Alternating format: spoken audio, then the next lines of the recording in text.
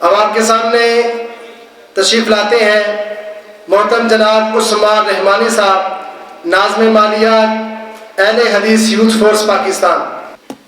نحمدہ ونصلی علی رسولہ الکریم، اما بعد فاعوذ باللہ من الشیطان الرجیم، بسم اللہ الرحمن الرحیم، اللہم صلی علی محمد وعلی آل محمد۔ میں اللہ تعالیٰ کا شکر ادا کرنے کے بعد قائدین یوتھ فورس، سلار یوتھ فورس محترم جناب حافظ سلمان اعظم صاحب اور حافظ عبدالغفور مدنی صاحب، سیکرٹری جنرل اہل حدیث یوتھ فورس پاکستان، ان کا مشکور ہوں کہ انہوں نے مجھ پہ اعتماد کیا اور اتنی باری ذمہ داری سونپی، اور آپ سے بھی دعاؤں کا طالب ہوں کہ اللہ تعالیٰ مجھے اس ذمہ داری کو آسان طریقے سے نبھانے کی توفیق دے۔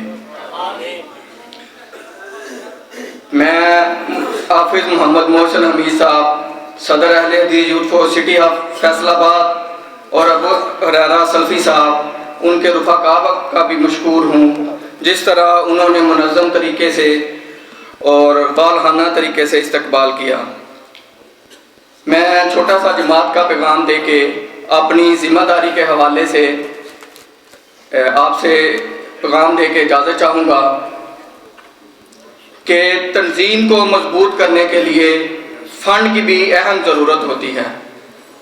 آپ ہر کارکنان سے ایک ہی گزارش ہے کہ اپنے فنڈ کا حصہ ضرور جماعت میں ڈالیے گا۔ اللہ تعالیٰ آپ کا حامی و ناصر ہو۔ بہت شکریہ۔